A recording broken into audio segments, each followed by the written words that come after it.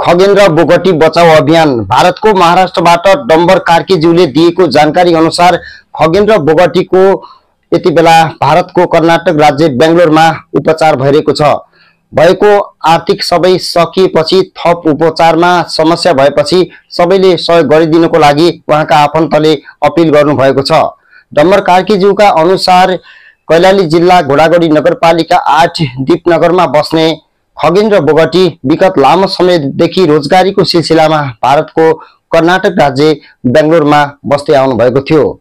यही मे 11 तारिक अचानक उहाँको मस्तिष्कको नसा बलस्त भएर गिद्दीमा रगत जमेपछि उहाँको यति बेला कर्नाटक बेंगलोरको लीलावती हस्पिटलमा आईसीयूमा उपचार भइरहेको छ। केही अन्य हस्पिटल पनि लगिएको थियो तर उहाँलाई रिफर गरेर अहिले लीलावतीमा उपचार भइरहेको जानकारी हामीलाई डम्बर कार्कीज्यूले दिनु भएको छ।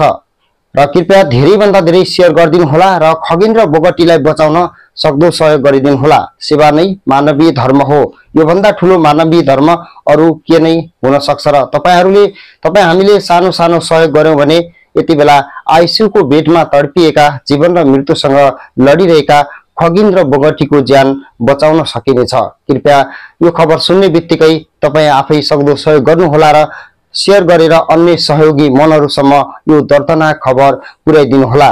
खगेन्द्र बोगटी बचाउनको लागि उहाँको श्रीमती कृष्णा बोगटी, छोरा दीपक बोगटी लगायत सम्पूर्ण बोगटी परिवारले सबै मनकारी दाजुभाइ दिदीबहिनीहरूलाई अपील गर्नु भएको छ। धेरै भन्दा धेरै शेयर गरिदिनु होला, सक्दो सहयोग गरिदिनु होला। खगेन्द्र बोगटीलाई बचाउन यो सूचना यो खबर पोस्ट गरेका छौं। कृपया धेरै भन्दा धेरै शेयर गरेर सहयोग गरेर खगेन्द्र बोगटीलाई बचाउन मद्दत गर्नुहुनेछ भन्ने आशा गर्दै यो खबर प्रसारण गरेका छौं। तपाईसम्म पुग्यो भने सक्दो सहयोग गरेर शेयर गरिदिनु होला। बिरामी खगेन्द्र बोगटीलाई सहयोग गर्नका लागि सम्पर्क मोबाइल नम्बर रहेको छ किशोर बस्नेत 8483045629 मा सम्पर्क गरेर सहयोग गर्नुहोला। सहयोग नम्बर भिडियो स्क्रिनमा पनि दिएका छौं।